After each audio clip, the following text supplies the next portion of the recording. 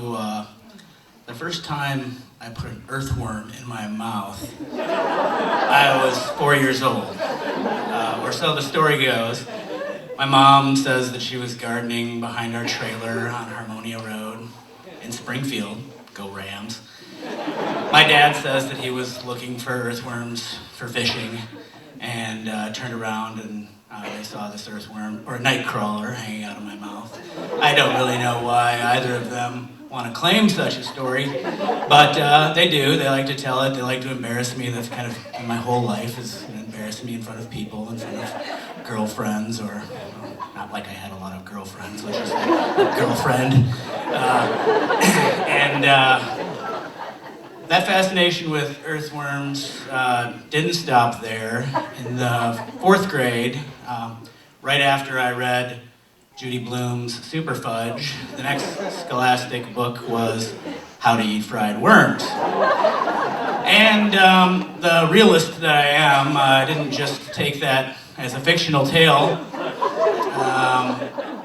And so once I finished that book that taught us about words like sautéing and fricassee and other cooking-like words, I went home, and I was a latchkey kid for a few years, so like an hour and a half after school, my neglectful mother, Jan Lebreck on Facebook, left me home alone, and I had a little key around my neck. I think they made shows about us kids on TV, probably why I'm a little bit mischievous and naughty, secretively, as an adult, or maybe not so secretively. So I got home one day and I thought, I am going to cook some worms. I'm hungry, and I know where there's worms. We have a compost pile in the backyard, and we have a pan, and I've learned all about sautéing things, and there's condiments in the refrigerator. You open the door, they're right there on the right. I like mustard, so I thought I was gonna, fire up the stove, and I wasn't supposed to use the stove, but no one was gonna know. I had an hour and a half. I could make a whole meal and get the dishes done. And so I turned the stove on and put the mustard in and fired it up. And these little worms started sizzling, kind of like my grandma's bologna sandwich. I don't know. As an adult, I kind of think of them as the calamari of the land.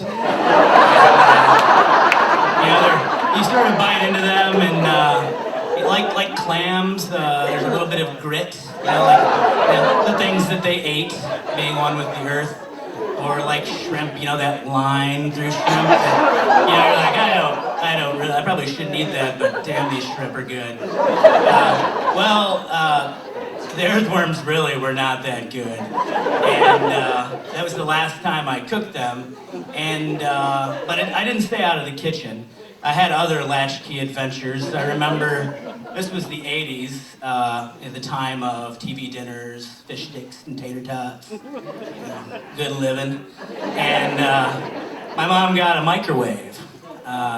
It was beautiful and out of my reach, except we had a step stool. And so I thought, I'm gonna learn how to use this little gadget. I really screwed up the stovetop cooking, but maybe I can make an egg sandwich after school. I know, gross, eggs in the microwave, but I did. I tried it. I whipped it up, put it in a bowl, and put it in the microwave, and then all of a sudden there was like lightning. And I forgot to take the fork out of the bowl. And this microwave was like a week old, and it cost like $7,000 back then. And we could either get a microwave or a beta video player, and we got the microwave. And so I cleaned up my mess again and hid in my bedroom playing Super Mario Brothers, waiting for my mom to come home, knowing that she was going to cook dinner in that microwave, or she was going to try, because she tried to cook dinner in that microwave every night for most of my life. And I could feel her pushing the button from down the hall and opening it and entering the numbers, and then nothing happening, and I could feel her walking down the hall and getting ready to yell at me, which she did, and I couldn't really tell a lie. I mean, I could tell a lie, and half of the rest of the story is about me telling lies, but I couldn't tell her that I didn't destroy her microwave. I stayed out of the kitchen after that for quite a while and stayed away from food and just kind of had this really meager existence of tater tots and fish sticks. And then I went to college, so I got to escape the microwave living of suburbia Lakeview and went to Mount Pleasant, where all of the girls were vegetarians. And so I became a vegetarian because I liked girls. And I was on the meal plan, so vegetarianism really consisted of cheese, pizza, and potato chips. Cornerstones of any nutritious meal. Clearly I've maintained that sort of status quo of dieting my adult life. I studied abroad in France, and I took that vegetarianism with me to France, and I remember getting off the plane and off of a train and into a neighborhood, and there was one of these little sandwich carts that are all over Europe and France and big cities in America. Not really in Battle Creek, but that doesn't matter. And I needed a sandwich, and I needed one without meat, so I went up and I said, "Je voudrais un sandwich sans viande," which is, I would like a sandwich without meat. And the guy looked at me and he said, "Well, we have a tuna sandwich." I was like, okay, he's not getting it. I would like a sandwich that has never had eyeballs before. So he looks at me kind of crazy and says, "Well, we do not have sandwiches, none of our sandwiches have eyeballs, sir." So I went with the brie and butter sandwich on baguettes, and it was great for a while, but I couldn't last for 7 months on brie and butter and baguettes. So I decided that I was going to break from vegetarianism in France and went to a fancy restaurant with some friends. And we all decided we were going to order steak tartare. Well, I didn't know what steak tartare was, but I knew I liked steak, and I knew I liked tartar sauce, so I figured that can't be bad. And the chef or the waiter came out to the table and threw some ground meat in this bowl and an egg and some sauces and some spices and whipped it up and then plopped it on our plates. And I thought for sure this was going to be like, the Mongolian barbecue and they were going to cook it up in front of us, but they didn't. My friends started eating this raw meat and I thought, holy shit, I'm going to eat raw meat. All right, I guess I'm not a vegetarian anymore.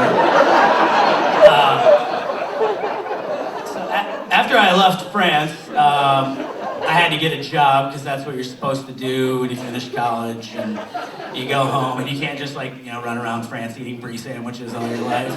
It'd be great. Although I think most of my life kind of seems like that sometimes, running around eating brie sandwiches. I made my way to East Lansing, Michigan to live with a girlfriend, and I needed a job, so I went to a folk festival. And I thought that would be a good place to find my people.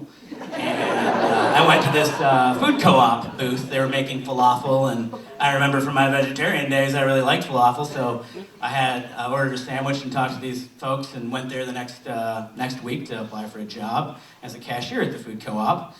And when I was interviewing, they said, we can't help but notice on your resume that you lived in France. I said, yeah, that's right, I did. I studied France. I've studied in France, I speak French. And I said, great, we have a cheese buying job open, and you probably know a lot about cheese because you lived in France, right? And I was like, well, of course. I lived in France. Well, how would I not know about cheese? And so somehow they didn't really ask me any questions about cheese. And I got the job, and I started the next week. So that weekend, I went to the library and got all kinds of books about cheese so I could learn about it. I really only knew about brie sandwiches. And so anyway, I got this job through a lie, just another lie.